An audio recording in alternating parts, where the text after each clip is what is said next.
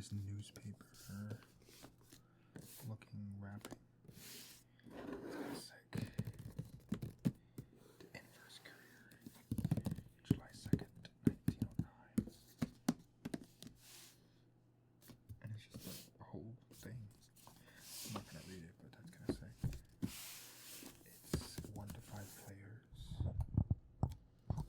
ages 16 and up, 30 minutes per player. Contents: 15 dice, or 15 player dice, 24 tackle dice, 1 omen die, 1 cloth dice bag, 5 madness cubes, 5 boats, 5 fish book trackers, 1 first player marker, 1 life preserver, 1 day tracker, 1 metal fish coin, 117 fish cards, 10 provision cards, 40 item cards, 25 dink cards, 60 regret cards, 10 reference cards, 5 angler cards, 1 port board, 1 seaboard, 1 madness tracker, 20. What the heck was I reading? 1 20-page notepad and 1 rule book.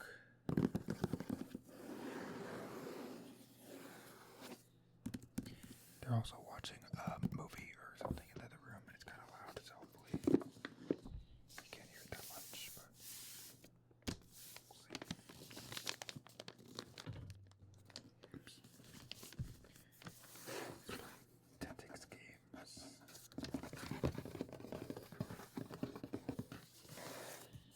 Got little monsters on it, or whatever.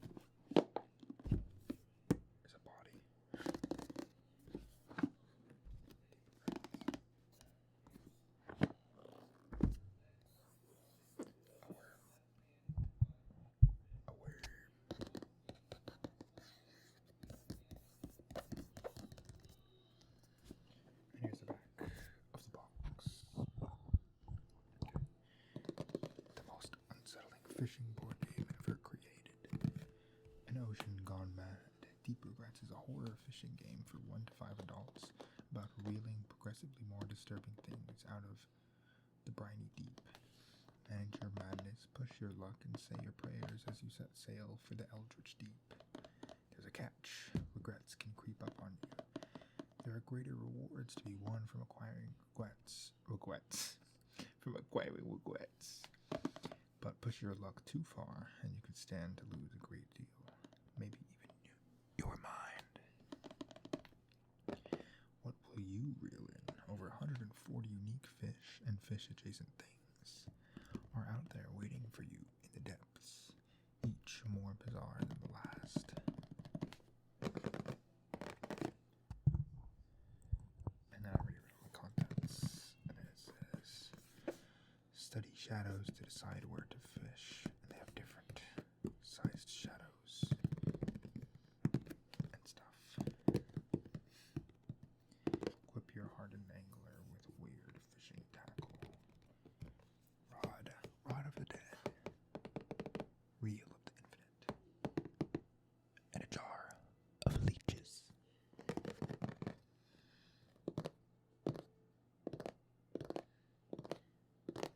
Here we go. Let's open her up. See what we got going on inside.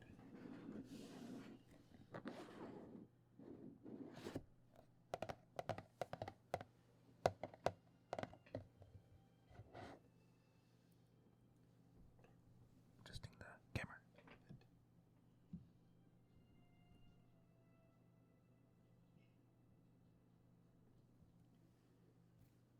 That's a little bit better.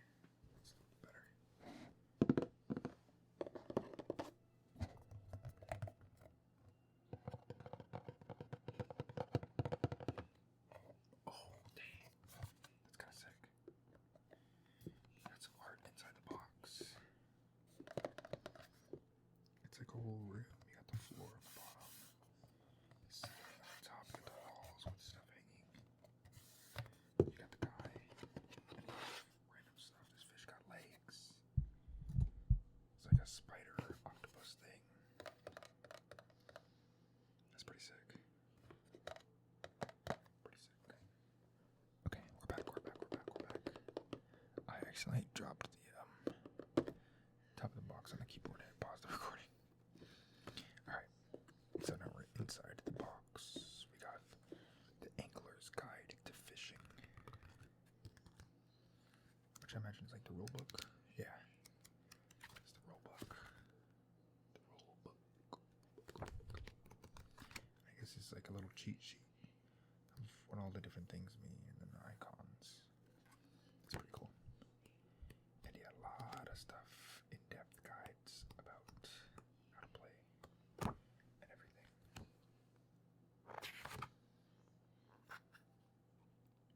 Introduction. Being married to the sea is a toxic relationship. It's kind of shiny. I can't read it. Look, you haven't exactly lived a model life. You're not proud of some of the things you've done, but fishing keeps your mind off it all. The endless ritual of casting and reeling, the quiet solitude, the boundless mysteries that lie at the end of that thin tether into the deep unknown. It's a tonic against a mad world. And the world is mad. Or the world is mad. Because it has italicized. It's italicized? I don't know. Over 200 years ago, Edmund Halley and his entire crew vanished on an expedition to the corners of the sea, convinced that the earth was hollow. People dismissed it as an infirmity of old age. But the centuries that followed have given new consideration to the veracity. Bro, these names are too hard for me. To the veracity of his claims. Recently, what the heck? Rockabari, a fishing island off the coast of Scotland, disappeared without trace. A school of worms with human fingers choked the nets of trawlers in the North Sea. An enormous, unidentifiable mass washed ashore in Hamnoy. The usual solace of the sea is sourced by omens that are hard to ignore. Did Halley find his hollow earth, or did he find more than he bargained for? And in so doing, did he set in motion events that would change the course of history? These are times of high strangeness. end times, but we must fish. No matter what we reel in, we must keep casting. It's the only sane act in an insane world. Just cast and reel. To stop would be to give in to your self-doubts and lose your grip on reality. Push the boat out. Inhale the briny air. Choke down your troubles. Cast. Reel. Pretty cool. So that's like the lore, I guess. Ooh, look at this guy. That's nice. That's cool. The Angler's Guide. Ocean Survey. Work week. Monday, Tuesday, Wednesday, Thursday, Friday. Regrets. Regrets discard. And we got Ocean Madness. And it's got little tiny slots for, I guess, the madness tokens or whatever. And I don't know what any of this means, but I guess I can figure that out later. Oh my god. This is the notebook. There's a bunch of pages of the Ocean Survey. Ooh, it's double-sided. So we have Ocean Survey on one side. You got name and date, completion date, departure date, completion date. Equipment purchase. Oh, that's kind of cool. So you can purchase your equipment and check it off. You see the cost. Equip all, 1 use per game. Equip all, equip 1 per day, equip 1 per day. Interesting. Small fish, recorded findings. So it's the depth of where you are, the type, the name, how much money, and how many hooks you use. I don't know what that means. And then if we come to the other side,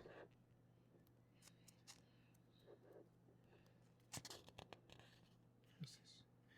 Elemental Tentacles expansion only. Oh, there's like these little faded things. So I guess that's for this, the mini expansion.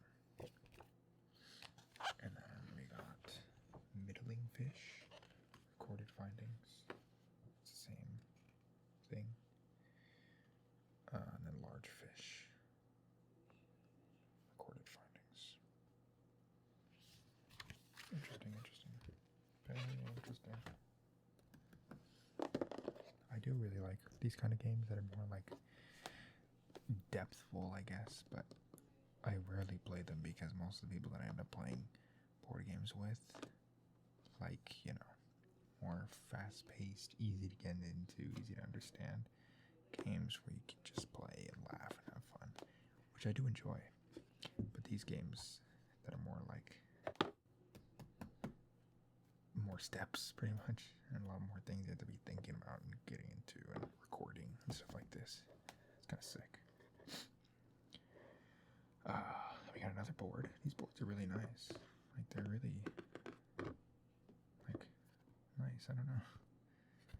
You can see all the little lines on it. It's cool. It's nice. High quality boards. We got the port. Bait shop, tackle shop. Fishmonger. So we got dice shop, supply shop, reel shop, broad shop, ships, make port, refresh worms, refresh any dice, optional, something, port actions, visitor shop, sell fish, mount fish. We got work week, start, refresh, declare actions. Again, I don't know what any of this means. Regrets discard. But we'll figure it out soon enough. I'll go over the rules after I finish unboxing everything. Just lightly. Does this fold out? Oh yeah, it does. See, it's really thick. So I guess this is like the main board where the game is played. The briny deep. Ships. Cast, trigger, pay, catch, or dink. Depth 1, 2, 3.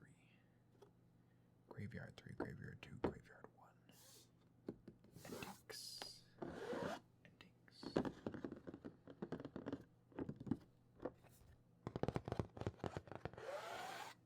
And dinks.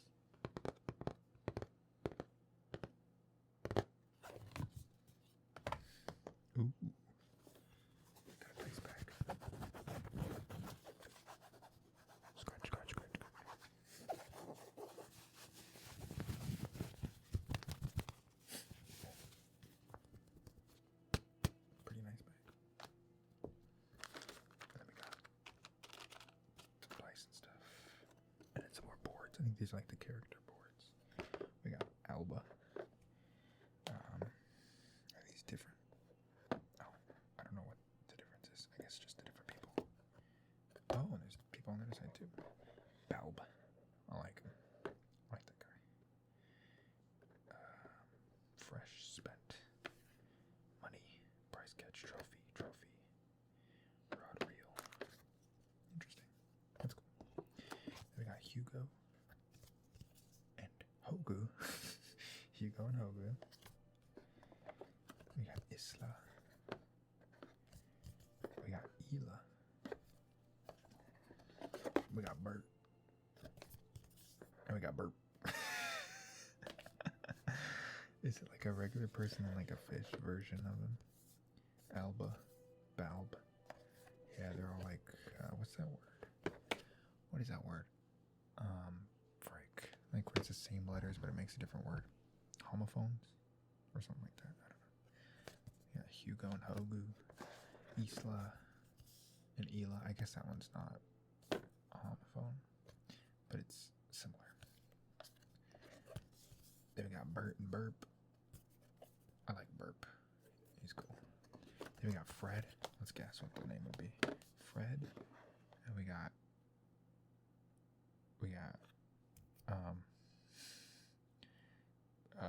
Kreb. Fraud. Frick, that makes more sense. Fred and Fraud. He's got a little hat.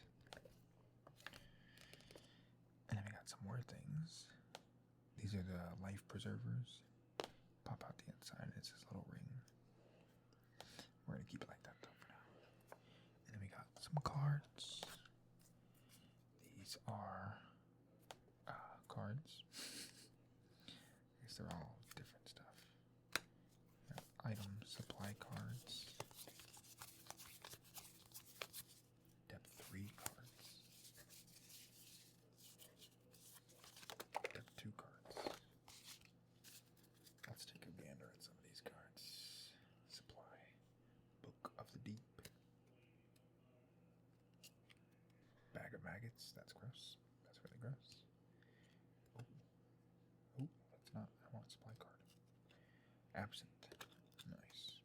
And then depth cards. The Whale of Rockabari. That thing looks crazy. Bro, the art on these cards is sick. The art is sick. The Murmur. The Mollusk. Oh, that's depth 2. The Mollusk.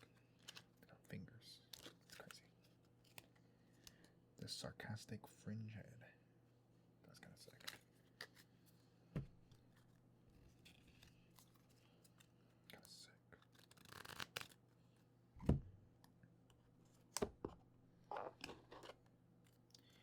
And they did show on one of the like updates that in the future purchases, so like the retail sales of this post Kickstarter, this part is going to go all the way down to the bottom so that you can easily grab like this one rather than that. And so they said you should just cut out this little piece for the ones that shipped out the Kickstarter. But I mean, I grab it pretty fine, so I don't think it really matters, but I might cut it out at some point. Alright, we got more cards. Some more depth 2 cards. Crush on Spawn. Interesting. And some depth 1 cards. The Mahi Mahi. Oh, it's a fish. What the heck? I didn't think they were an actual fish. That's not an actual fish. It's called a fish. Eye fish. A cax. That's kind of sick. And a barracuda. Interesting. And then these. We got. Oh, they got little cheat cards. Cheat sheet cards. That's cool. Or I think that's what these are. Yeah. Shows you the different icons. And then more icons. Dice stuff. And then we got these ones too that show, I guess, the different things you can do in a day.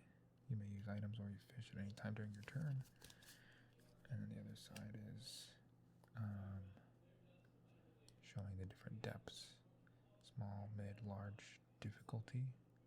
Oh, that's what the hook means on the little notebook, is difficulty. Ratio, fair to foul. Interesting, interesting. Very interesting.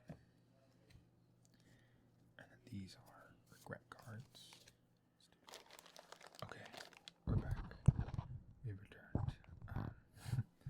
My phone ended up dying because I totally forgot to plug it in.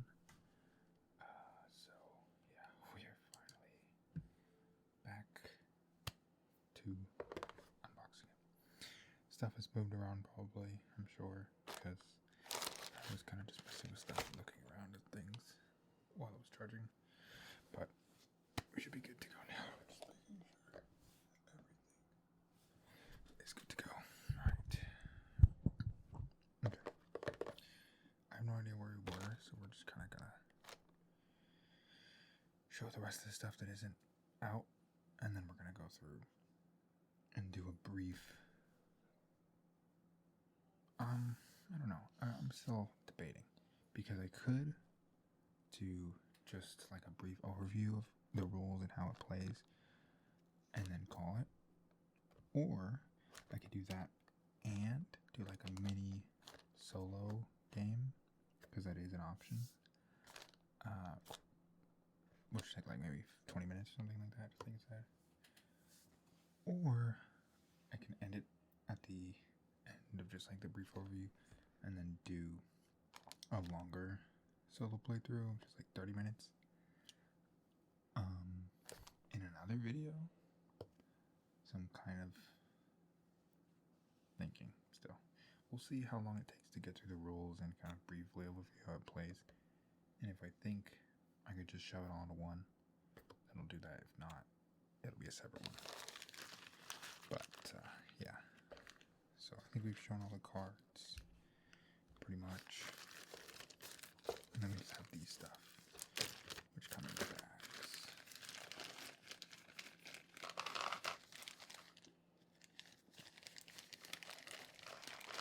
So these are all of our dice in a silica bag. These, they're going to have the player dice, which are color-coded to each player. So like one player gets all the red dice, another player gets all the green ones, dark blue. Where's the dark blue? Dark blue, light blue, and orange. Just 1, 2, 3, 4, 5 players. And then they also get these ones. I don't really know the significance of the different types of dice, since there are 2 different types of dice.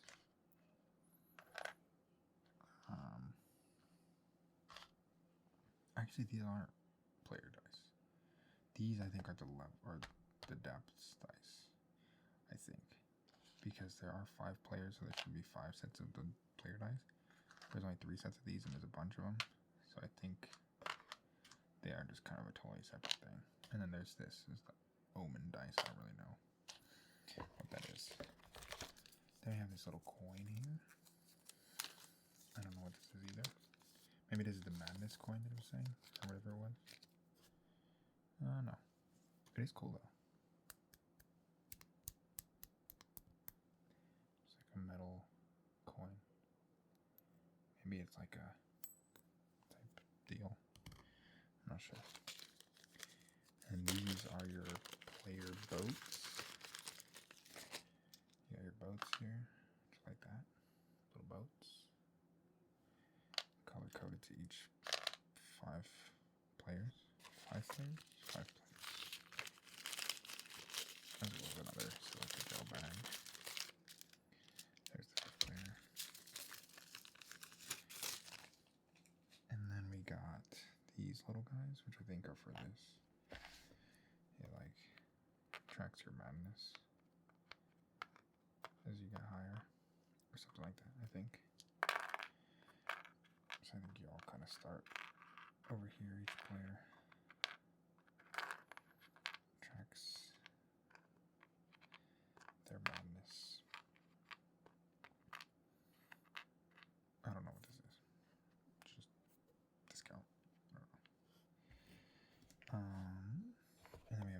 the little baby tiny cards, which are the dink cards, which are these ones, and the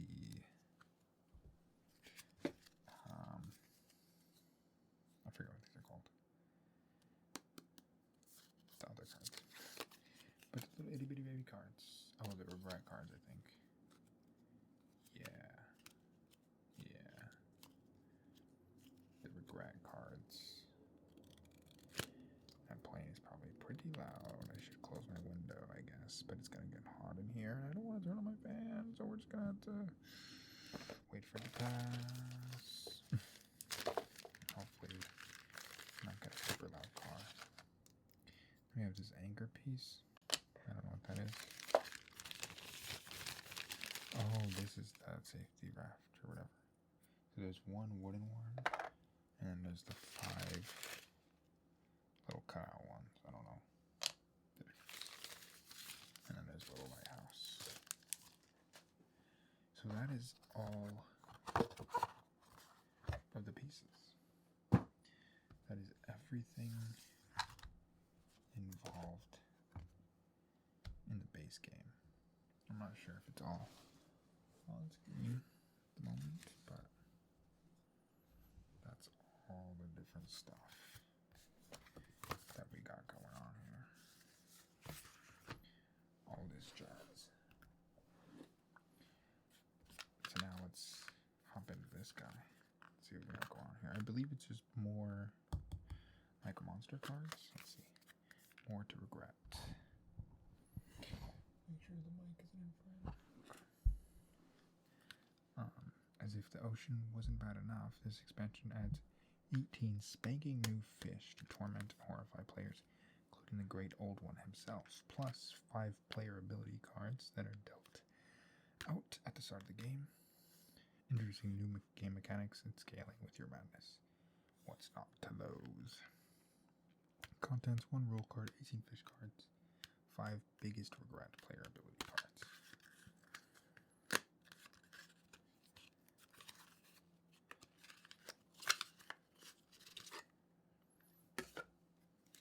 So we got biggest regrets. 5 of those guys. This is the rules card. And we got some more fish. Some more depth 3 cards. Look at that guy. Dumbo Octopus. Whoa. Shakespeare, Schnope, Schmope. There's the great old one. It's like Cthulhu, I guess. We got some depth 2 cards. Vampire squid. Giant squid. Pretty standard guys there. Got some depth 1 cards. Blanket octopus. Tri-tentacle. Kind of like that. Blue ring octopus. Mimic octopus. Very nice, very nice. So we got some new fish. And then these ability cards.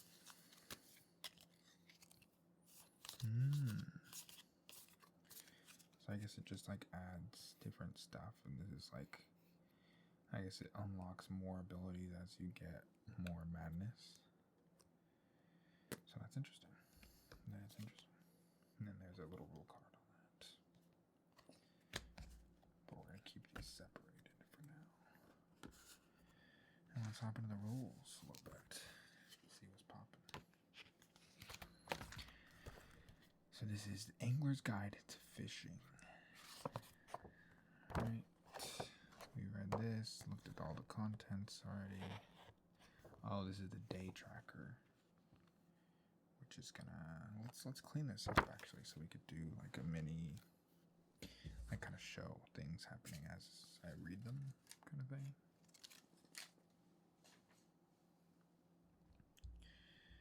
Let's see. Depth 2. Depth 1. Okay. I don't know where to put these. I guess I'll put them back in the box for now. Depth 2. Are these all depth 1?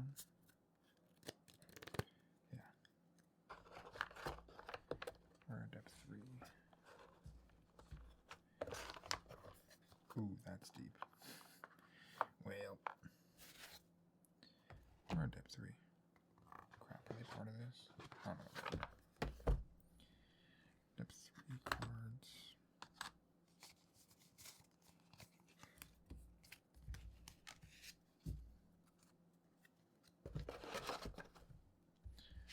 I got supply cards. These are actually more supply cards.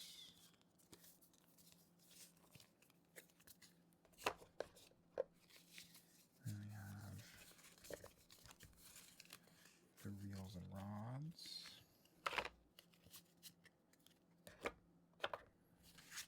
We have the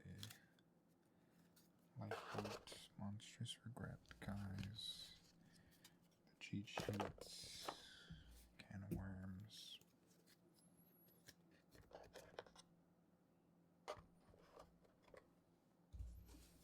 The dink cards.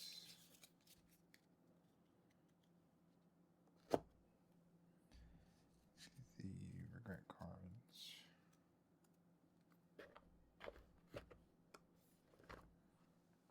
I'm going to put these all to the side for now so we can have a more organized area while we go over all this stuff. Okay.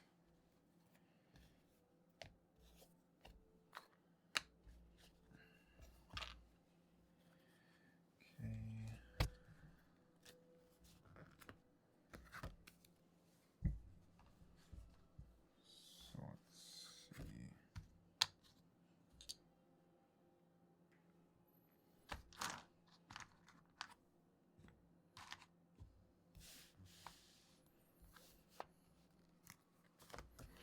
What is it in frame? I want to try to get everything in frame. I think this guy will have out for now. Take this guy, open him up.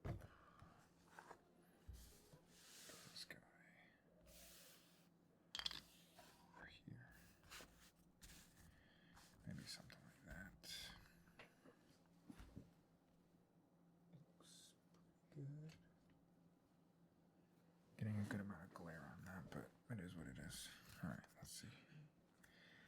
Let's hop in then. Or I guess there should be space for stuff, but it's whatever. Okay.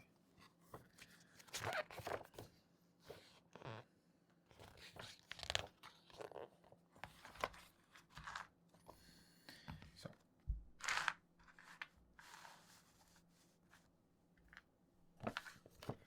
we have an overview. In deep regrets, you spend a week at sea, competing against other anglers to reel in the most valuable haul of fish, while repressing your regrets and managing your madness. On each of 6 days. 6 days? I thought it was 5. Oh, Saturday. I didn't know it was a Saturday. On each of 6 days, players roll dice to determine their energy for the day. Oh, okay. And then decide whether to stay at sea and fish or make a port to sell and resupply. Each day proceeds with players taking their turns in clockwise order until all players have passed.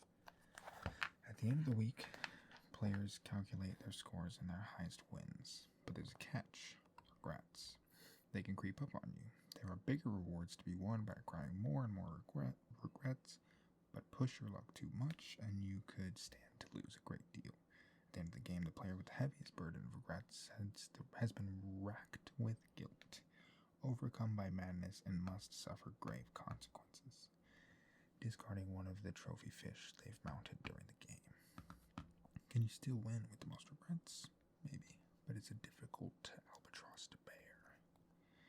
And then we have some lore, I guess, about Edmund Hulley from 1656 to 1740 something.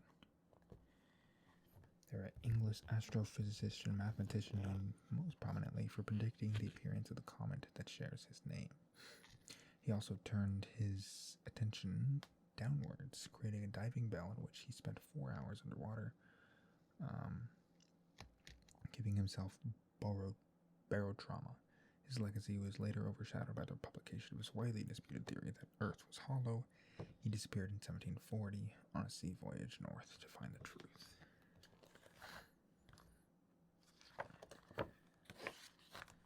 Player setup. Each player takes an angler board, one of these guys, and places it in front of them, either side up. They are functionally identical. Give each player. I want this guy. I want Burp. Burp's the good.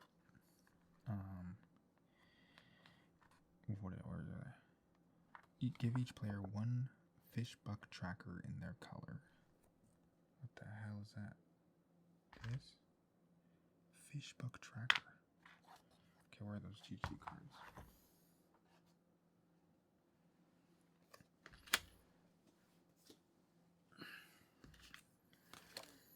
Fish buck tracker. Fish buck tracker. Damn, it doesn't say what that is on here. What the hell is a fish buck tracker? This? Place it on the 0 space. What the hell is a 0 space? Oh, this. Fish bucks. So that's those little pop-outs. And those pop out really easy.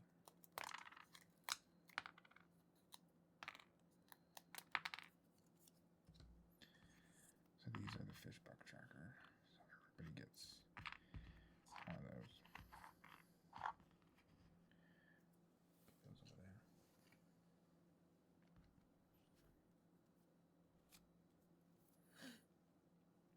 So you get one fish buck tracker. Place it on 0. And then 3 player dice in their color. I'll take these. And I'll just put the rest in the bag for safekeeping. And I think there's less crap on the table. And then place in the spent section of the board. 2 reference cards, which are these guys. 1 can of worms card.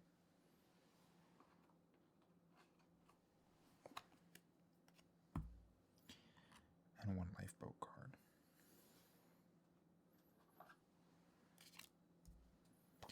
Okay.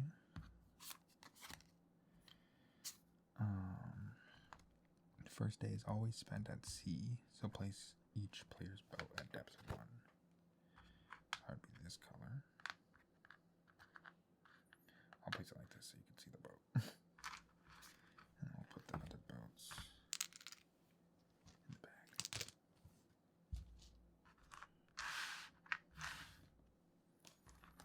Okay.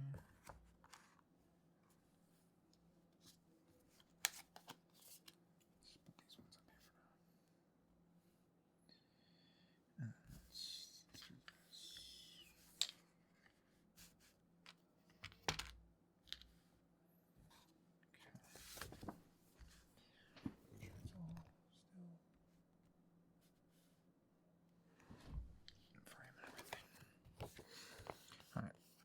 First day is always been at sea. Give the first player marker to the person who has had the most regrettable day. I guess in real life, the person who starts first is the person who had the most regrettable day. Give the first player marker. What the hell is a player marker? To the person with the most regrettable day. I also just realized I got the wrong color of the marker. What is a player marker? Is that this? This shows whose turn it is, maybe?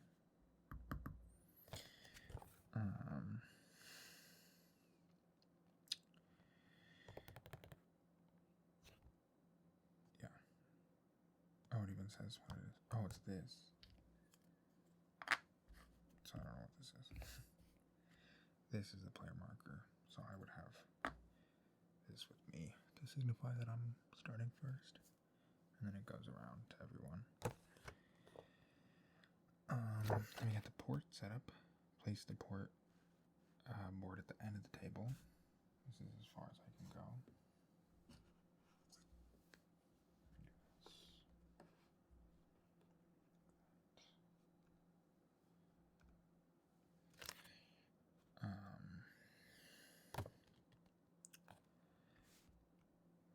Let's just take this off actually.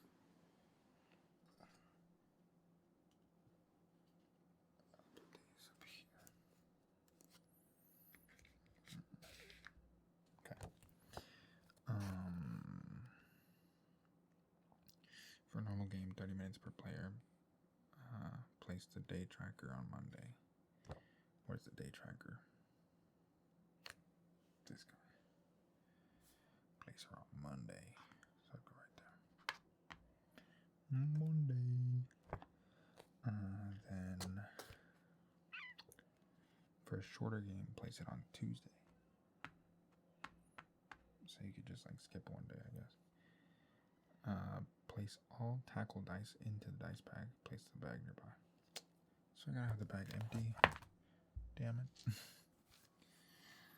Yeah, I'll just dump these somewhere. I just threw them on my bed. Alright, so all these guys go in here.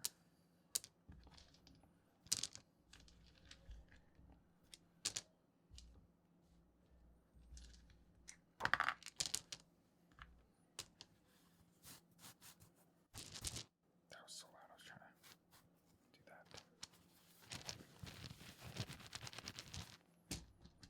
Okay. Then, this desk is way too small to do this, but I'll make it work.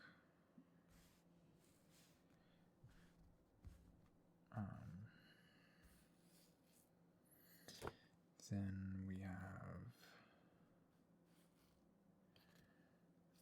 where was I? Shuffle or regret cards. We're not going to do that. Then take 10 cards per player and place them in a single pile next to the port board, creating the regrets deck. So depending on the number of players is the number of regret cards you get.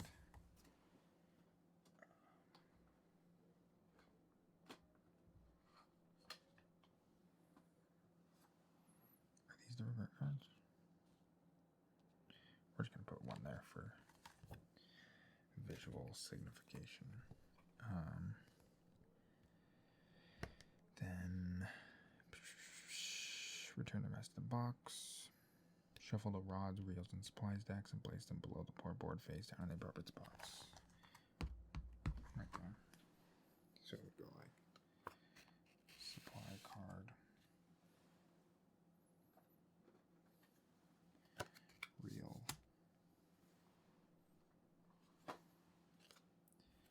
and rods. Put like this.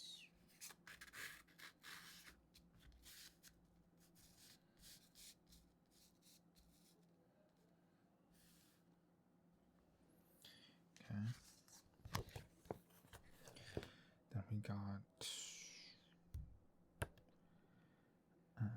place the life preserver, fish coin, and omen die nearby. So this is fish coin. I guess that makes sense. Omen die and the life preserver. Okay. And then this is also the regrets discard. They would go right there. Then we have place a madness tracker nearby. Place each player's madness cube on the top row. Oh, they go down. That makes more sense, honestly.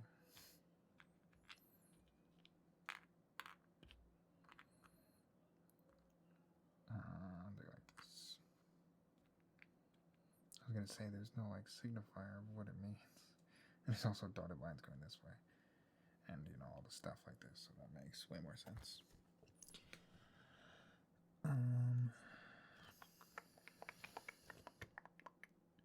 C setup, also used in solo/co-op mode. Place the C board beside the board. Shuffle the Dinks deck and place it in the desired or designated space atop the board. So let's just put a Dink card up there. Then shuffle all depth 1 fish and deal them out in piles of 13. So 13, 13, 13. To form the 3 shoals at depth 1. Do the same for 2 and 3. Leave space for graveyards at the right of each row. So we're just going to get 3 cards each and put them like that. Just to kind of show it.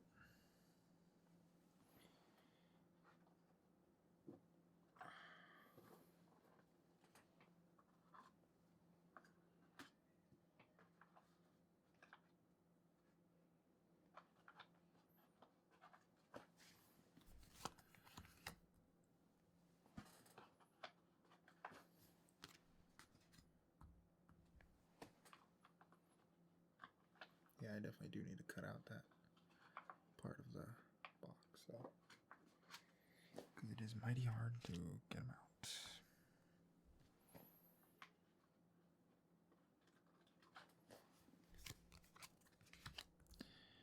So it would go like that, but there'd be 13 in each pile. And then you can see what they're saying about like the shadows and stuff on the different cards. Where'd the rule go? This. Okay, so do the same. Leave space for graveyards. How to play the 4-day phases. Each day is played in 4 phases: start, refresh, declaration, and action. Phase 1, start. Skip this phase on the first day. It would be red sky at morning, move the day tracker up, pass the first player token clockwise.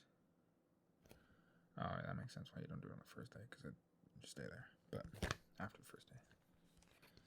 So I guess we'll just run through it. Past that and then loop back around, you know what I mean? So phase 2 is refresh. Muster your courage. Each player takes all dice from their spent pool, adding any number of dice from their fresh pool. What?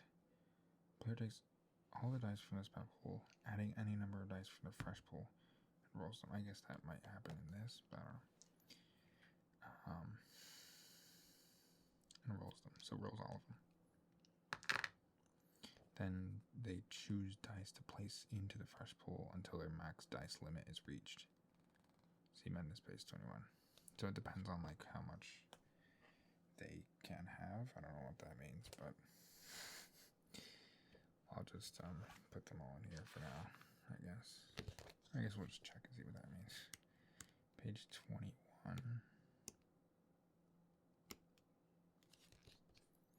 Max dice. This is the maximum number of dice you can hold. Okay, so it's on this. So they're all here, so max dice is 4. So we could do like this. So it'd be 4 in there.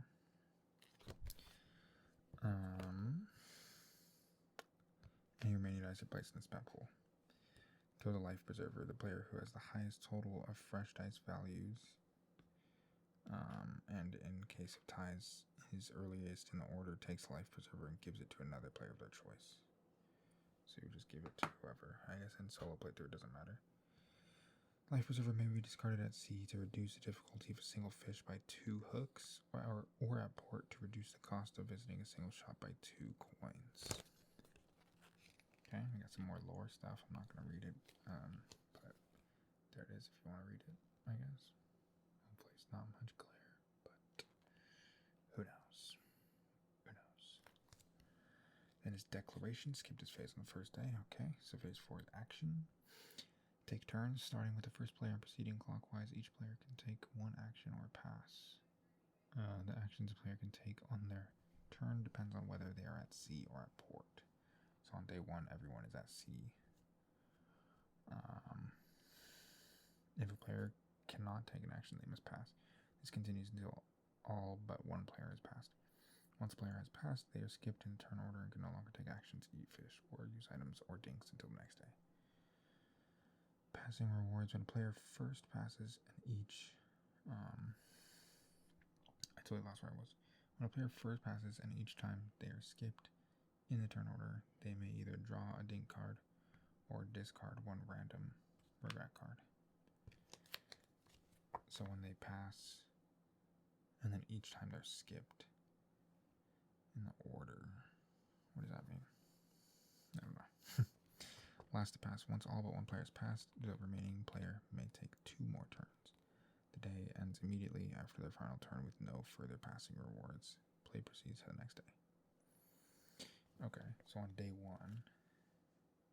you would roll your dice, get to your limit, which is 4, and then you would pass, and then you could either draw a dink card or discard a regret card, but I don't think you have a regret card yet. So I guess all you would do is get a dink card, and I got syringe type thing, you know? So I think that's how it would go, is you just get a dink card. Or maybe you get regret cards. I can't remember. I don't think so. No. I don't think you do.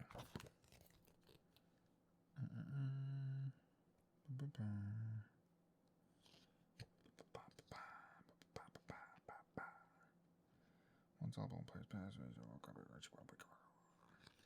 so I wonder if, like, if you're doing solo, if you just do the 2 turns immediately. I guess we'll find out later. But yeah, then day 2 would happen, and you would get back to the start phase. Red Sky Morning moves day tracker up to Tuesday. Pass the first player token clockwise to whoever's next. And discard all revealed fish at sea. Trigger any day effects.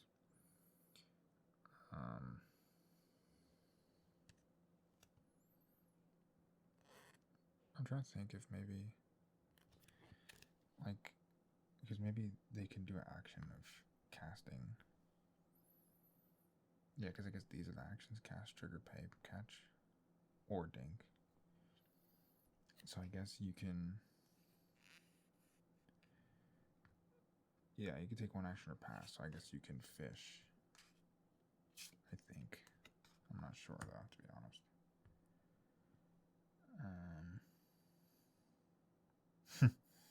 Yeah, I have no clue. Because I don't know what these mean either, the dice. But, just going off the rules, I'm not sure what you would do exactly. But I guess... I don't know that you could fish, because you have to get your stuff. So I think you would just get a dink card the first day, or something like that. I'm not sure. And then there's different stuff for each day.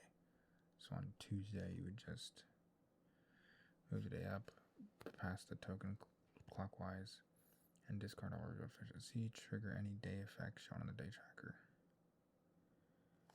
What? Oh, like these worms. 3 worms dice. Which I think are these. All players flip their can of worms face up. So I think like this. Face up.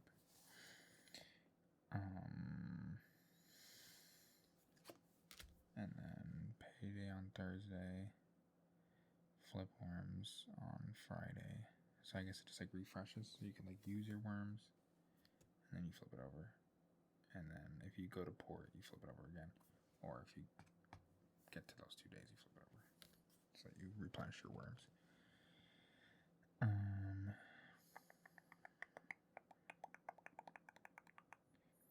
Yeah, and if you get to this day, you would move it up $3. Saturday, all players take 1 orange die from the bag. If they're not available, all players take 1 green die instead. If they're still not available, all players take 1 blue die instead. Reel in all players at sea must move their boat 1 depth if they are not already in depth 1. Oh, up 1 depth if they're not already in depth 1. Well, I'm still in depth 1, so I'll just stay there, I guess. And then you go back up to refresh. Take all your dice.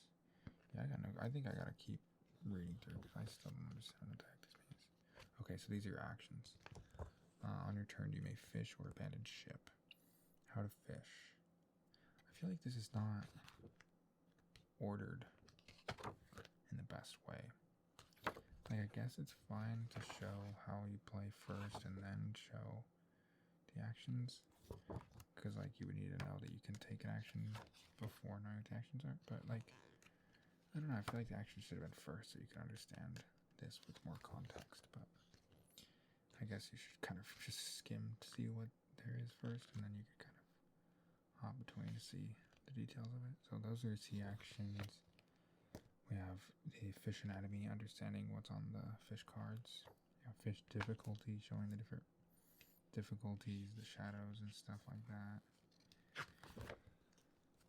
More about fish types. The fair to foul ratio, fair fish, foul fish. Fish abilities. The fish coin, omen die.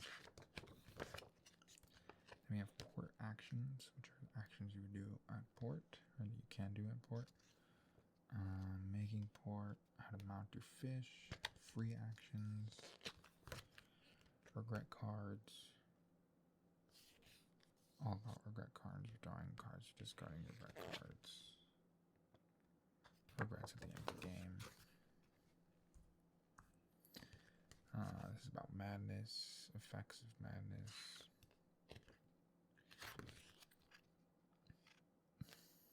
And the end of the game. And then this is for your, this is for solo, or no, solo or co-op, but this is the ocean survey thing. How you'd use that. How to play solo co-op. Oh, okay, so there's like the regular, like, head-to-head type thing, and then this is for solo or co-op where everyone's working together. There's different stuff going on. Interesting. Oh, so is the ocean survey only for solo or co-op? Interesting.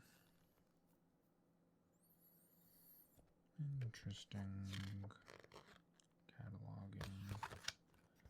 Weeks and appendix. Okay. So, let's see what their actions are when you're at sea. Your sea actions says how to fish. The heart of the matter. Fishing is done in 4 steps. If it ends poorly, don't worry, you'll still get to draw a ding card as a concession. Follow this process. But you need dice to fish, so you must have at least 1 fresh die in order to take the fishing action, regardless of your items and abilities. So the process is step 1, cast. Select a shoal at your current depth, so you can pick 1, 2, or 3.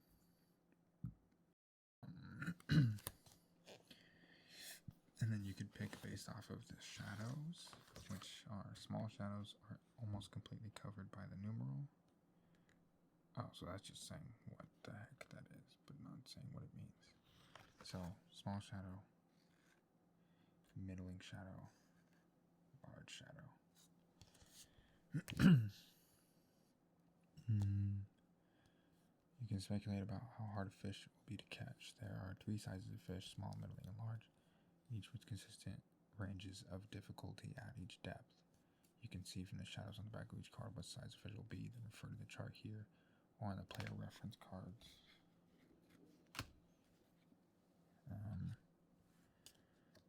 To see the potential range of difficulty.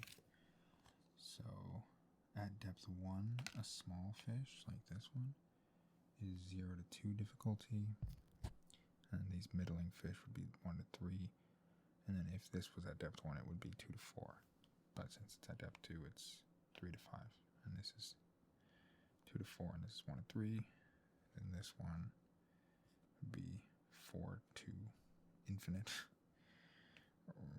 This little one would be 1 or 2 to 4. This would be 3 to 5 on the difficulty scale. Okay. So you would select a shoal.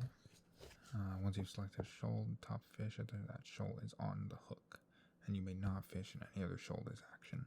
If the top fish of the shoal is face down, I'll make sure the mic is up for you. Yeah, it is. Okay. I lost where I was. If the top fish of the shoal is face down, reveal it by flipping it over so all players can see it. If the top fish is already revealed, skip to step 3. So I'm going to pick this one because it's small. It's a trigger fish, small and fair. Okay. Trigger, if you reveal the fish with this action, check to see if it has any eyeball. What is eyeball? Eyeball is reveal ability. Oh, it says right there. Reveal abilities. If so, resolve them now before proceeding. Okay, well, what the hell does that mean? Okay, well, it doesn't have a reveal ability, but if it did have a reveal ability, these abilities resolve immediately when fish is revealed. What the hell does that mean? Oh, okay, so the ability would get triggered immediately. Okay. So it doesn't have that, so it's fine. But let's say it was this one. You would re-roll one of your fresh dice. So like one of these guys, you re-roll, and then you have to be like that kind of thing.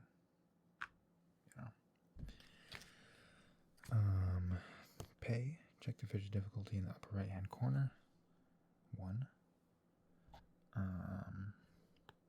catch the fish, you must spend dice equal to or greater than the fish's difficulty. Spend player dice are moved into the spent pool. Spent tackle dice are put back into the dice bag. Are we supposed to get tackle dice, or is that like depending on this stuff? I don't think it's at tackle dice. Yeah, no, I think that's additive stuff. So I could spend this to catch that one, because it's like 1 difficulty.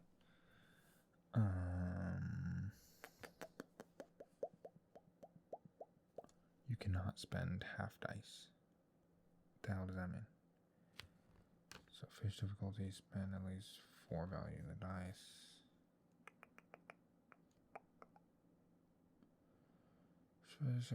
Spend tackle dice to put back to the dice bag. Okay, so you could use those as like extra little guys, but they don't. I don't think they count as this. Maybe they do. I'm not sure, to be honest. But I guess we'll find out later. Where the hell was I again? So any additional points on the dice spent over the fish difficulty are lost. Oh, I see. If you cannot afford the fish difficulty or choose not to pay it, you must spend 1 die of any value and draw the top card of the dink deck instead. Dang. So let's say it was like this, and I didn't want to spend this. Well, technically, if it was that, I had to re-roll one of them, so I could like re-roll this one. Get a 3. And let's say I still didn't want to buy it for whatever reason. I had to just get rid of one anyway, so I might as well buy it in that scenario. But let's say I couldn't afford it. Like, let's say it was like this. Or no. Let's say it was like that, and I couldn't afford it. I just had to do that, and then grab a dink.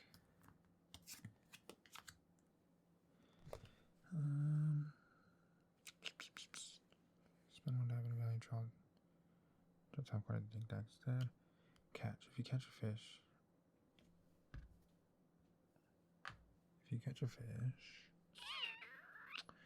check if it has any catch abilities. This one does not. Let's see if this one does. This one does have a catch ability, and it's an anchor, which means draw a regret card. So let's catch that when you draw a regret card. What the hell even is that? That is crazy. That's wild.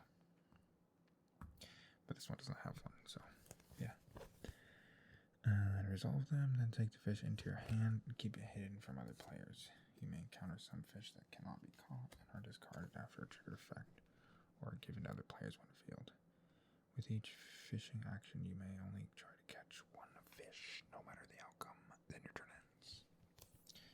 Overfishing. If you ever catch the last fish on a shoal, immediately draw one regret card. Players can no longer fish from the shoal if the sea is ever empty. The game ends immediately. If a fish has no point cost, its cost is 0, or an item or ability reduces its cost to 0, you don't need to spend any dice in order to catch it. That's kind of sick. And then if you choose to abandon ship, you would flip over your lifeboat, and you get 10 monstrous regret. Once per game, if you are at sea and your lifeboat is face up, as an action, you may flip over the lifeboat to immediately make a port. Move your boat to the port, which goes like over here, but it's covered by this thing.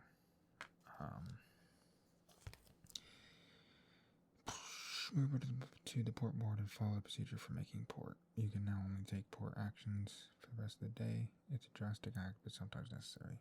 Once the lifeboat is face down, it can never be flipped back over at the end of the game. A flipped lifeboat increases your regret value by 10. A flipped lifeboat does not count as a regret card when calculating madness. I see. Oh, because this is how many regret cards you have, but it doesn't count towards that. It just counts towards your total regrets at the end of the game. You cannot abandon ship once you have passed. If you pass your turn, you can't abandon. It has to be during your turn.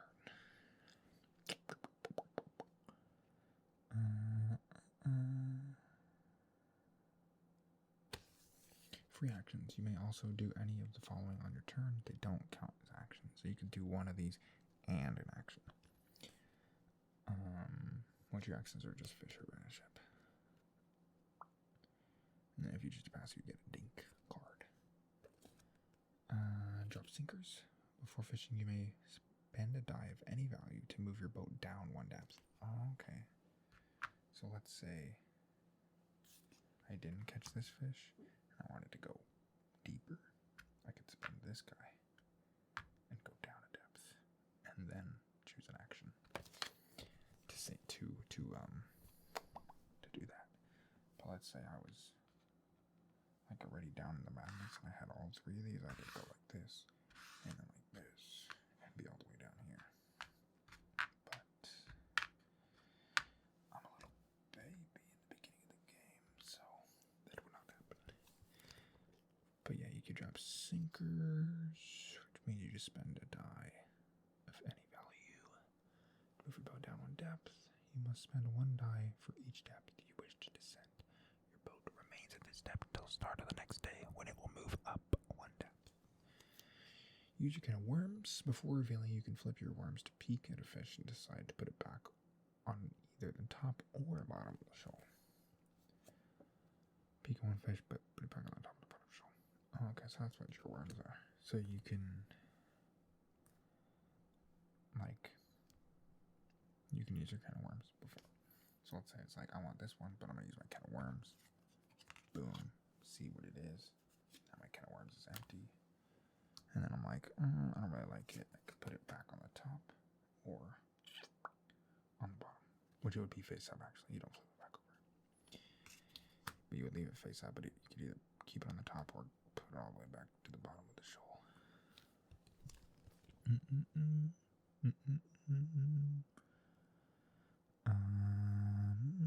If a fish has a teeth ability, which this one does, it may be used at any stage of the fishing process by discarding the fish from your hand.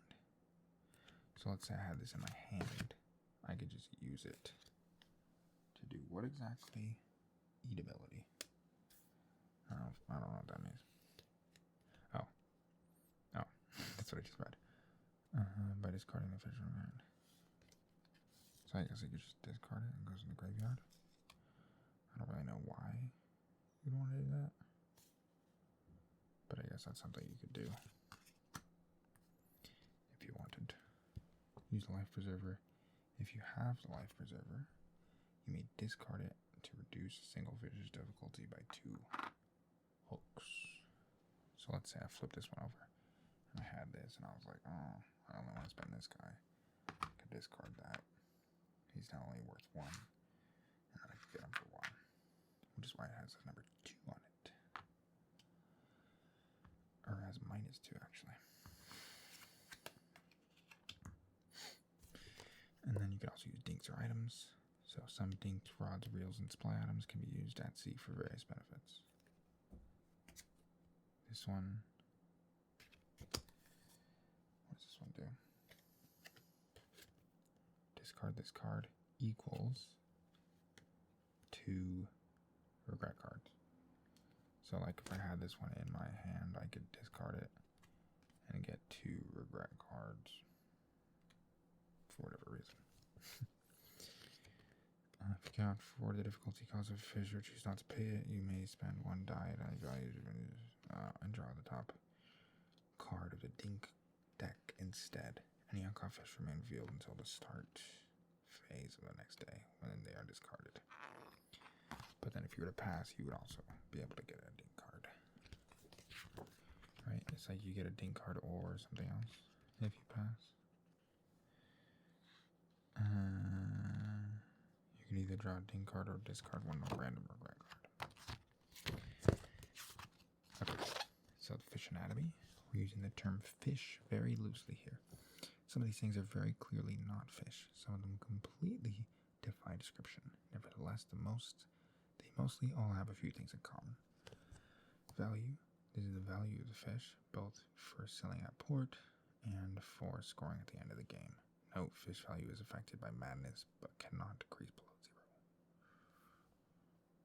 So I think that's these values. Or maybe that has to do with these. I'm not sure. But that's the value. Is this one right here. The cell effect, all foul fish. This one is foul.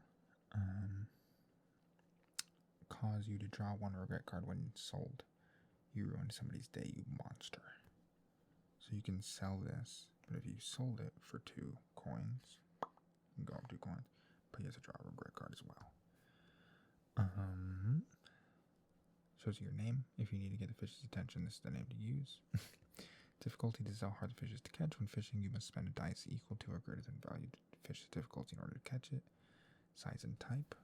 Middling and foul. This one is middling and fair. And this one is small and fair. Says how big the fish is and whether it's a fair fish or a foul fish. Depth. A reminder of the depth from whence the fish came, which is at both bottom corners. So this one says 1 in both corners, this one says 2 in both corners. Lore. A fact or observation about the fish has no bearing on gameplay. You are what you eat. So I guess that means that it ate a bunch of people because it has human features. Very interesting. Abilities. Any persistent, reveal, catch, or eat abilities are listed here. Which are these? Reveal ability, catch ability, eat ability, and persistent. What is that? I don't know what that is. It's all on here. I don't know. Interesting. I see. Dinks are small catches used for bait, discounts and more. They do not count as fish. They are unaffected by madness level and they do not count for scoring. If you need to draw a dink but the deck is empty, you instead get nothing. Damn. How to identify fish difficulty using some deduction? You can speculate. I actually read that whole thing, didn't I? Before. You can see fish garbage card. Yeah. So it's got the different shadows, difficulty range. Every player has a reference card to this chart. Always do your research before wildly revealing fish. Pro tip, the bigger the better. Larger fish generally have higher value to difficulty ratio. Higher value to difficulty ratio. What does that mean? Bigger fish, higher value to... Oh, so like a 3...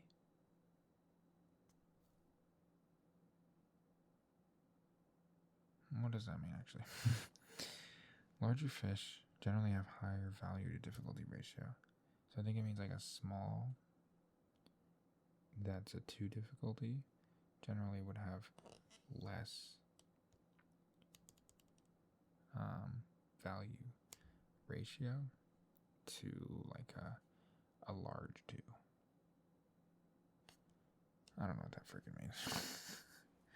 So let's see. This one's middling, has 2. This one's middling, and has 7.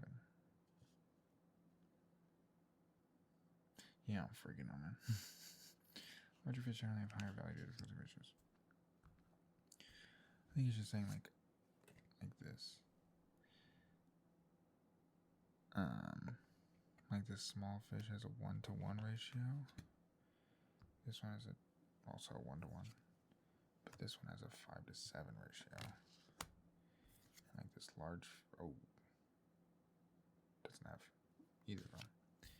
This large fish is free. What? So there you go. It's 0 difficulty and 3. So it's 0 to 3. So I guess that means 2 to 4. Yeah. So I guess just generally, see, this one's a 4 to 5. Generally speaking, bigger fish are gonna have more value for the difficulty, you know. Will you take a chance of revealing something larger and more valuable at the risk of it being too difficult to catch, or will you play it safe?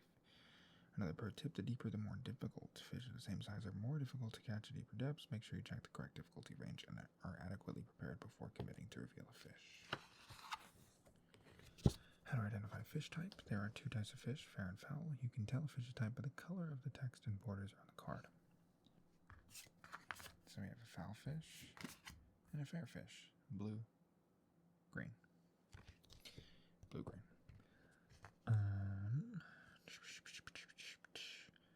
But it is also clearly stated just under the fish's name. Next to its size. Foul fish are more likely at lower depths. The ratio of foul to fair fish can be found below. So in depth 1, there's 3 fair fish for every 1 foul fish. In depth 2, it's a 1-to-1, so an even amount of each. And then in depth 3, there's 1 fair fish for every 3 foul fish. So you're way more likely to get foul fish in depth 3 versus depth 1. And then that's also on the reference card that each player has. Fair fish are things that exist in normal order of nature. Foul fish are abominations that have no place in the same world. Interesting.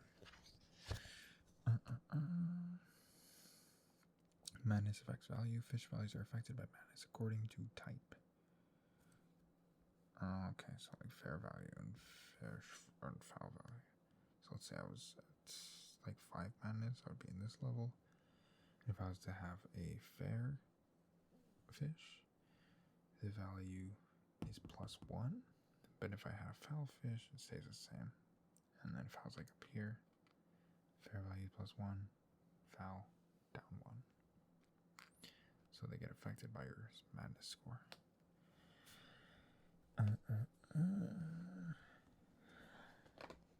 Where your madness lies at the end of the game can have a major impact on your score. Foul fish with value of 0, current foul value of +1. On the madness tracker, fish value is 1. How to identify fish abilities. There are 4 potential types of fish abilities: persistent, reveal, catch, and eat. No fish has all 4 types, but some have 2, or in rare cases, 3.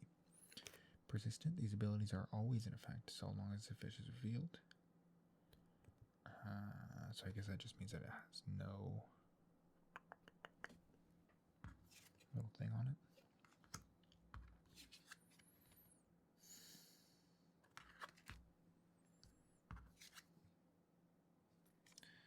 Do none of these have that?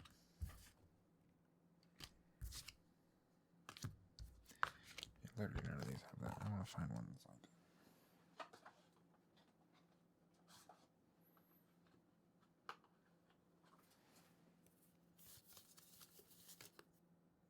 Bro, what?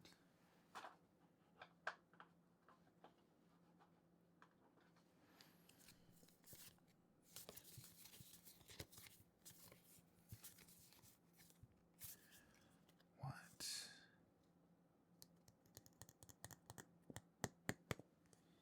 guess it's pretty rare to have persistent ability. Because I have not found one yet. Literally not at all. But I guess if it doesn't show any of the other types of abilities, then that means it's persistent and they are always in effect. So like this one, Submatriarch costs 1 hook, which is, I forget, costs 1 fish difficulty for each fish you have in your hand. Oh, so if you were catching this fish, the Submatriarch, and you had like 2 fish, the difficulty is up by 2.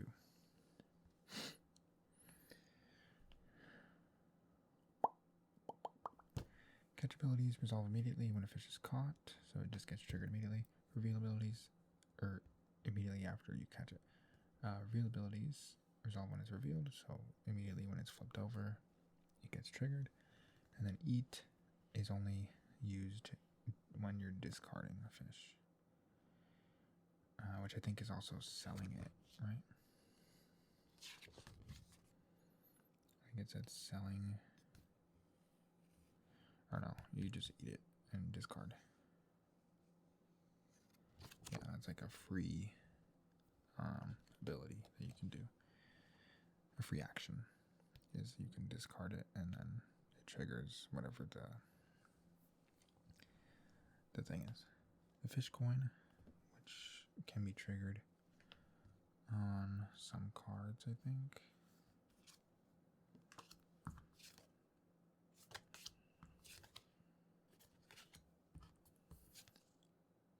Literally none of these cards have anything I want to see. It sucks.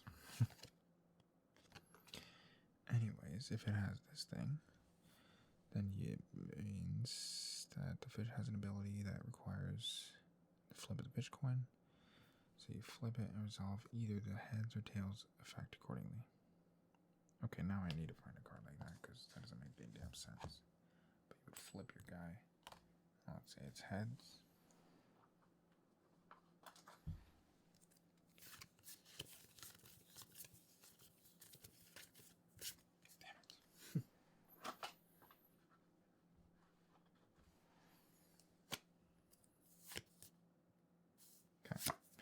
This one, Midas Devil, smaller vowel. So right when you catch it, you have to flip this guy, and then you resolve the thing. So if it lands on heads, you get $3. If it lands on tails, all other players go up by $3. Pretty sick. We're gonna keep this by me just in case I need more cards to show stuff. So that's when the fish coin is triggered. The omen die, if you're lucky enough to catch the amulet of Agartha, you get to treat the die as one of your player dice.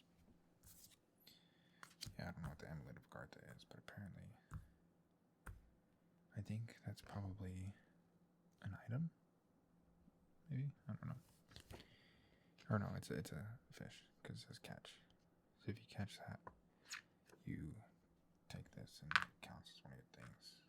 So it's like 1, 2, 3, 4. And it counts as one of your dice. Port actions.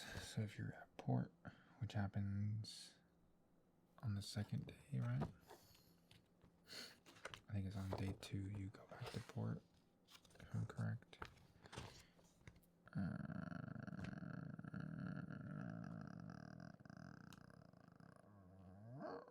No, I guess not.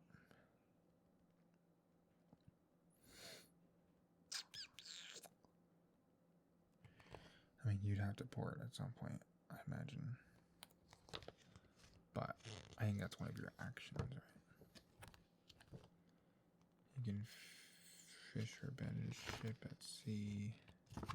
You don't freaking know how you port, bro. I don't freaking know, man.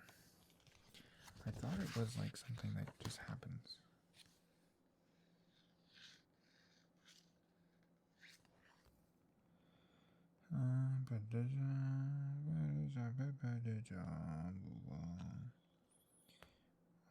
sea must move their boat up one depth. Each player takes a dice from his map play. So a couple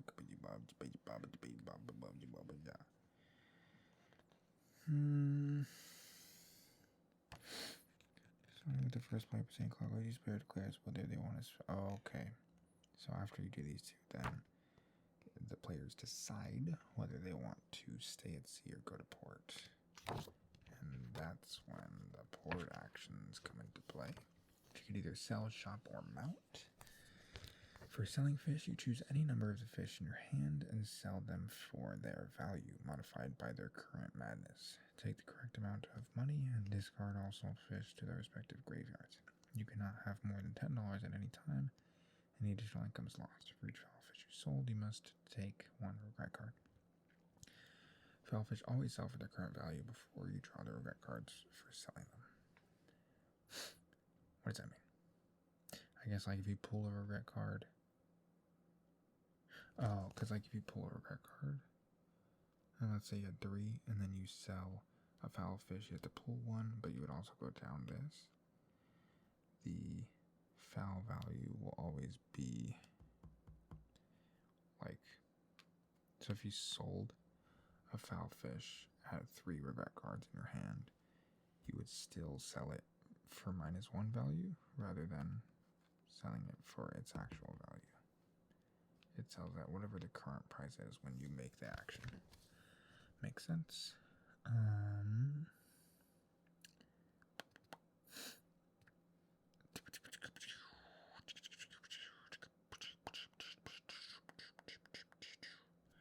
Track fish muscle saying you're trying to right.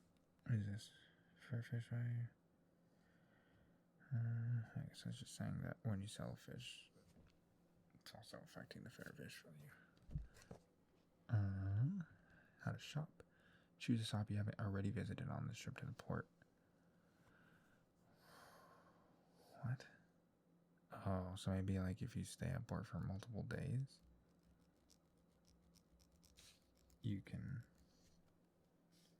like you could take 1 day or 1 turn to go to the supply shop, and then you could go to the real shop, but you can't you can't hit it multiple times in one visit to the port. You only visit each shop once per day. Pay either $1, $3, or $5, and then take the action indicated in the shop. Oh, okay. So, if you were to pay $1, you get 1 card. If you pay $3, how does that mean? What is this? Oh, like you draw 3 and then you take 1. Or you pay $5 and you draw 5 and take 2. Or keep 2. But that's just for the real shop. It's different for... Actually, it's for the real and raw shop. But for the supply shop, it's... For $3, you take 3. Or you draw 3, take 2. And for $5, you draw 5, take 3. And it also shows it right here. That's awesome.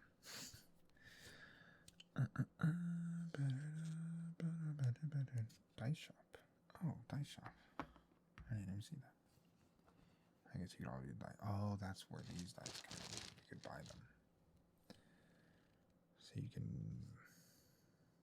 pay 1 and get 1 dice, 3 for 2, and 5 for 3. And then you would immediately roll, purchase dice, and place them into your fresh pool. If you exceed your max dice, play the excess in a spent pool instead. So it still has to stick to your max dice value. Tackle dice are returned to the bag when they are spent instead of moving to the spent pool. Oh, so like if you had a tackle dice and then you spent it on a fish or like to go down or whatever, it just goes back in the bag. But if it's like extra value, it goes into your spent and then can carry over into the next day when you reroll. Make port. Returning to port is an important time to rest, recuperate, and collect yourself for another harrowing day at sea. Choosing to return to port gives you an opportunity to buy equipment that can dramatically increase your chances of catching impressive fish. It also gives you multiple chances to roll stronger results on your dice, once when returning to port and once at the start of the next day. immediately upon arriving at port, whether during the declaration phase or when using your lifeboat. You muster your courage again, which is this. Take all your dice and you roll them.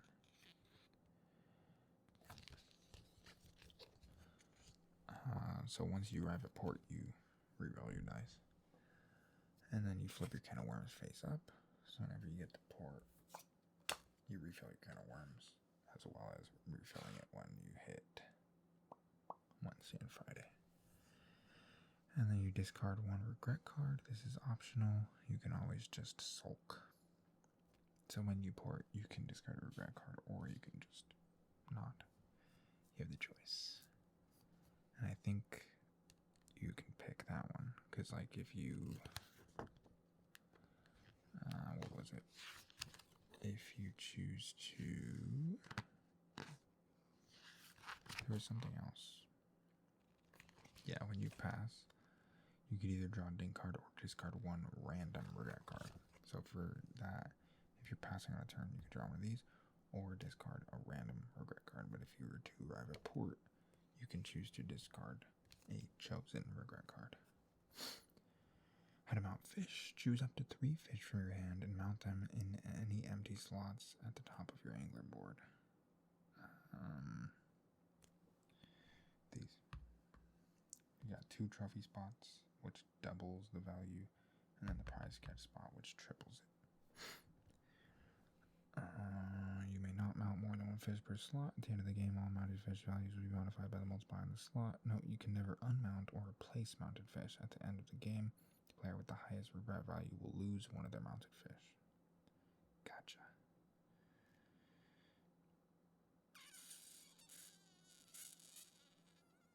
Yeah. So once you mount it, it stays there till the end of the game. So like if I got this and I was like, oh, I want to mount it here, but then later on in the game I got this guy, and I was like, wait, I want to put it here. You can't do that. You can still put it here, but you can't replace it.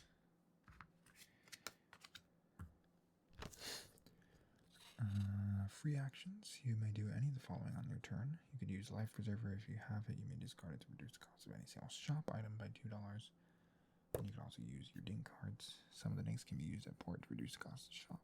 When used, discard them to the bottom of the ding deck. So like this one, reduce shop cost by $2 when you discard it. So you can do that if you wanted. Tackle dice values.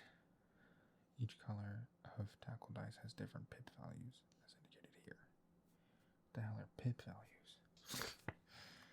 Brother. Oh, like they have different possible stuff. But when you get this, you just have to pick at random out of the thing. So it's possible you can spend money and get one where there's a 50% chance that you get 0. But you can still use that to sink your ship to a lower depth without, like you would just discard that and then you could go down without spending the ones that actually have value. So it's kind of cool. Regrets, we all have them, some more than others.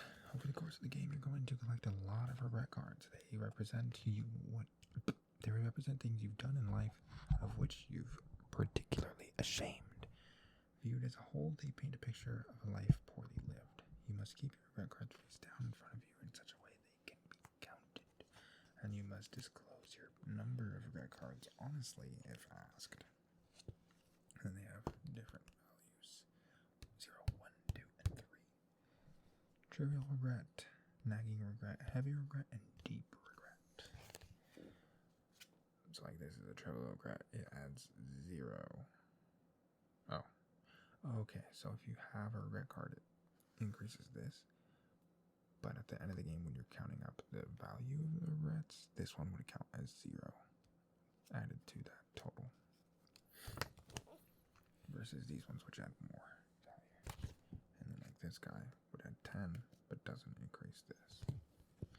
I don't even know if this is in frame, but it's the little madness scale.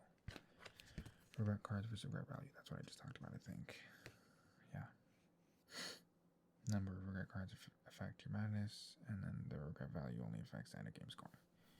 Number of regret cards is public knowledge. It's the physical number of cards you have, regardless of what value they stand on the front. Use the number to determine where you fall in the madness tracker. Flip life fault does not count as a regret card. Regret value is kept hidden from other players. Okay. So they're supposed to be like this, so that everybody can count to see how much madness you should be at, but they can't see your total number of regrets. It's kept hidden from other players, but you can see it. Its value on the front of the regret card between 0 and 3 at the end of the game. Your total regret value is value of all your regret cards combined plus 10 if your life pool is flipped. Drawing regrets. When an effect or ability requires you to draw a regret, take one from the top of the regrets draw pile at port, look at it in secret, and put it face down in front of you. If the draw pile is empty, you must draw from the discard pile. If the discard pile is empty, you must choose another player and take a random regret from them.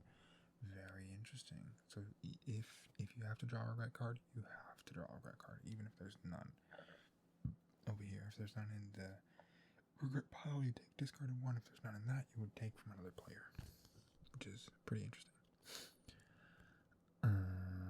If you somehow miraculously have all of the regret cards, well done, you are the most miserable angler of all time. Discarding regrets, which is shown by that thing. So like this one. If you were to discard this card by eating it, you would get 2, whatever the heck that is, we haven't got that yet, and you would discard a regret card. And then just select one and place it on the top of the discard pile face down. When multiple players draw or discard regrets, if an effect or ability causes multiple players to draw or discard regrets simultaneously, resolve this by starting with the first player and proceeding in order. Elementable narrative. Each regret card has a unique regret on it. At the end of the game, feel free to craft a narrative that ties all of your regrets together and force the other players to listen to your miserable tale of woe. Left my love for the sea, partook of human flesh, oversalted my breakfast. So you can weave a little storyline if you want to. Hollow Earth, based on magnetic readings taken from a compass he developed. Oh, that's just more lore. But I guess I'm already reading it, so might as well just finish it. Halley posited that Earth was actually hollow and that there was another, there might be another entire world within this one, possibly teeming with life and even civilization. Interesting. Oh, so it's like the mantle, the crust, and then there's the different stuff. The inner sun, that's crazy. So it's like the core of the Earth is a sun, and there's a bunch of stuff around it. Crazy. Regrets at the end of the game. When the game is over, all players tally the total value of their regrets, adding 10 if they flipped the lifeboat. The player with the highest regret value must discard one of their mounted fish.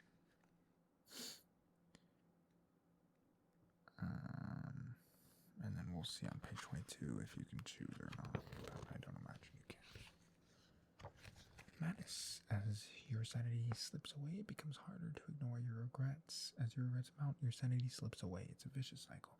The further you drift down into madness, the more reckless you become.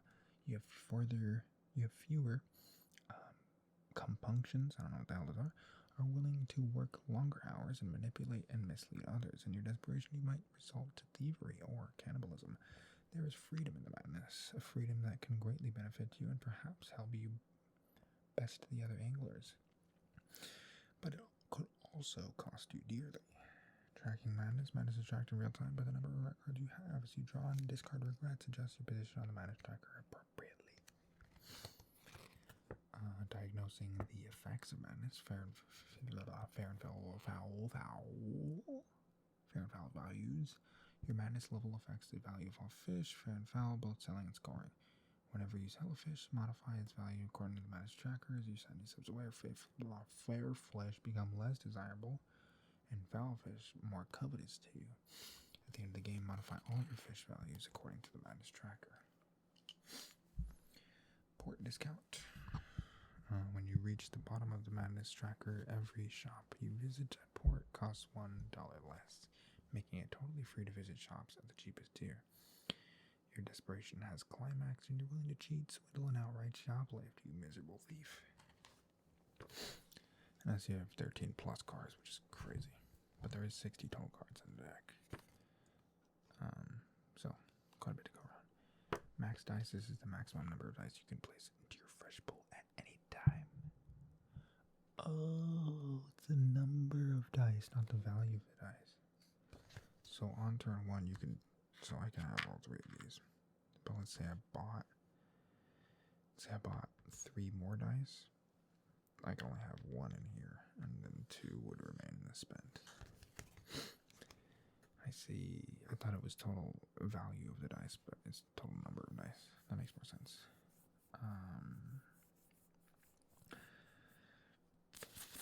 The more intense you become, the less you look after yourself. You push yourself too far, work yourself too hard, and turn a blind eye to the repercussions. When purchasing or refreshing dice, the total number of dice in your fresh pool may not exceed your max dice on the Madness Tracker. Purchasing or refreshing dice, total number of dice. If you acquire more dice than your max dice allows you, the remaining dice are placed in the spent pool. Yeah, okay. What if your Madness drops and you have more fresh dice than allowed? Oh yeah, because if you discard regret cards, then your Madness could go down. I forgot about that. The only time you need to check your max dice is when acquiring new dice or refreshing existing ones. You never need to remove dice from the fresh pool unless spending them.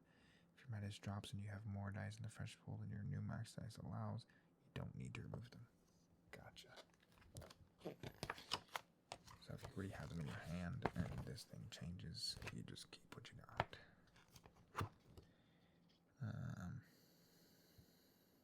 You just need to check when you're buying new ones to make sure that you have the right amount and you're fresh, but you can still buy them. They're just going to your spend. The game ends on the final day once all players have passed. Highest total regret value discards 1 mounted fish. Does it not say which one? I think it's probably the highest. Let's see. Oh, right here. Number of players must discard. So if it's 2 players, the lowest value mounted fish. But if it's 3 or more players, you discard the highest value fish. Oh, interesting. Dealing with regrets. To start, all players must reveal and count the value of all regret cards, adding 10 if they flipped their lifeboat. The players with the highest total regret value. Oh, so if they're tied, they would all have to regret, or they would all have to discard their fish, one of their fish.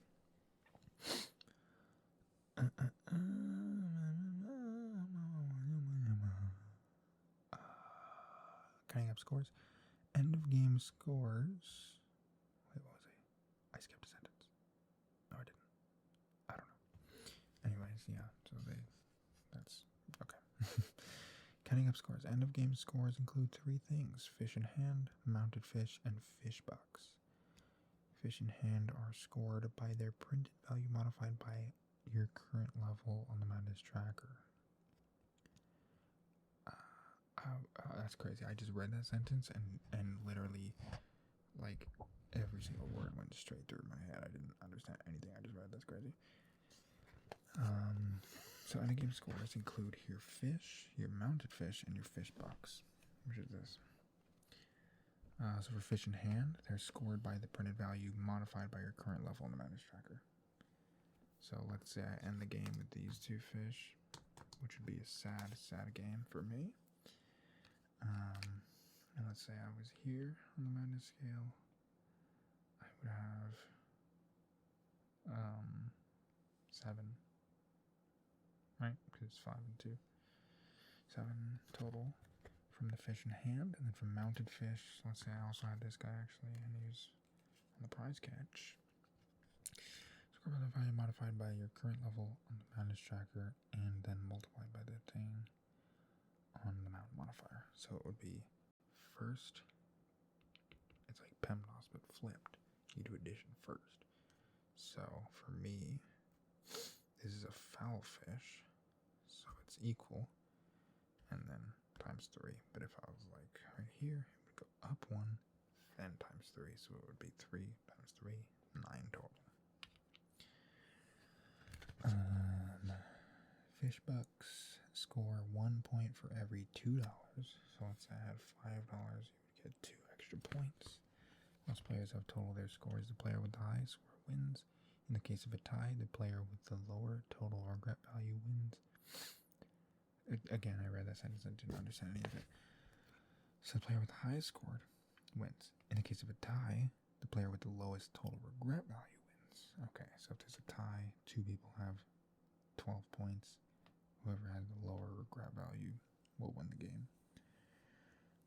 If they're still tied, the player with the fewer regret card wins. If they are still tied, they just die.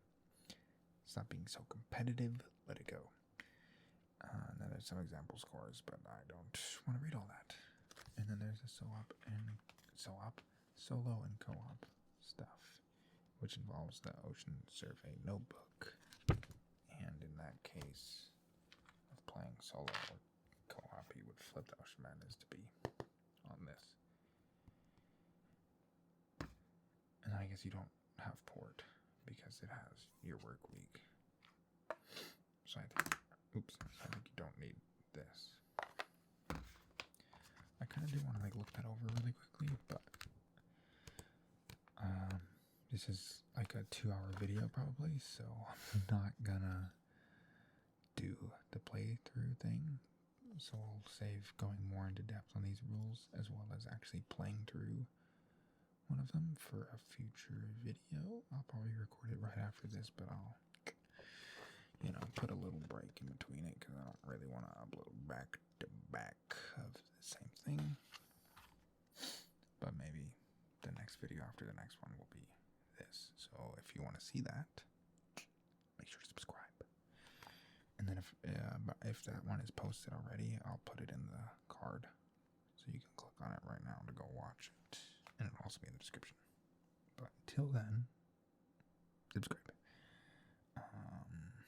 So yeah, for this it's just refresh, survey, cataloging, and then week's end. So there's no port. Coffee up. Let's go. Oh, so you ignore abilities. So there's no coin flip.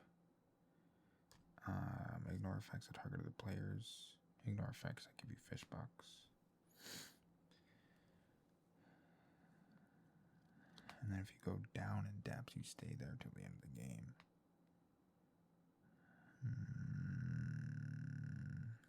And then I think if you own any rods or reels, pick them up. How the heck does that work? From the C setup, let's start the multiplayer setup.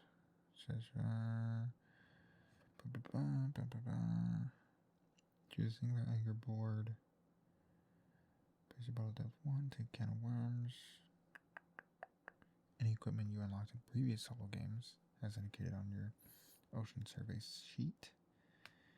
And ready your Ocean Survey sheet and writing utensil of your choice. Okay, so it's just if you owned some rods or reels from previous surveys or whatever, if you've played before and you're continuing. Cataloging, be scientifically rigorous. Check to see if you've caught it before, recorded details. You probably place on the Ocean Survey seat.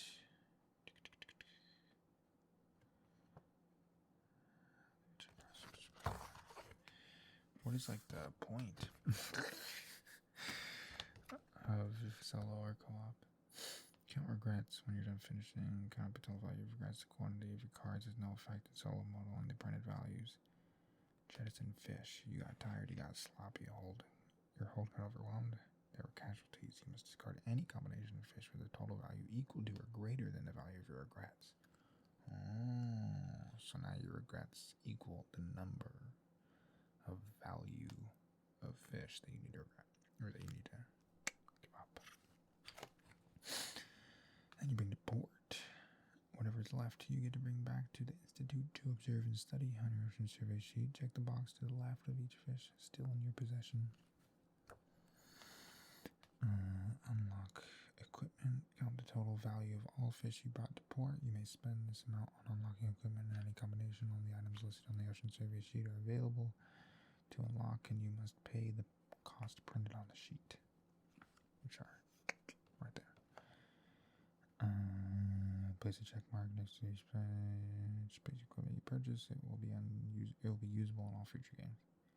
And then you get back out there. So it's just kind of like more of a chill exploration and cataloging and stuff. So it's more like an actual just fishing game. But the multiplayer competitive version is more of a competitive fishing game. So yeah, that is Deep Regrets. Pretty interesting game. A lot of rules, a lot of stuff, but I think I kind of get how it plays through already, to be honest. I kind of understand it. So it's like on day one, you go out there, you can choose to, or you can, you take your actions, and then, you go through the days, you can port, or you can stay at sea and continue to fish and try to rack up as much value as you can, while also racking up regrets to possibly increase that value and give you the chance to unlock more equipment and things so you can catch bigger fish and around in circles until the end of the game, and then you just see who has the most money at the end, and that's who wins. Pretty interesting. So yeah. Thanks for watching this 2 freaking hour long video. Horribly explaining how to play this game. Hopefully it was enjoyable or relaxing or interesting or something.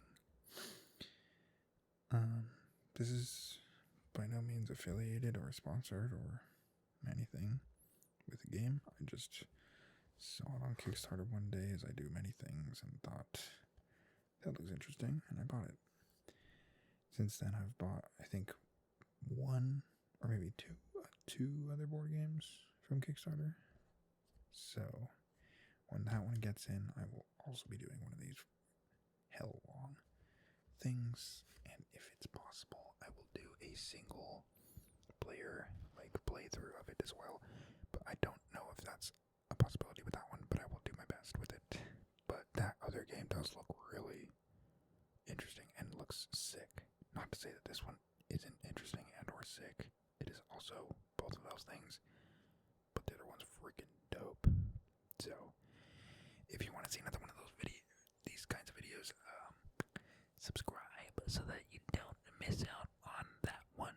I have no idea when that'll be coming out, but probably in the next 6 months, I would imagine. I just have to wait for it to get shipped out, and then I will do it as soon as possible.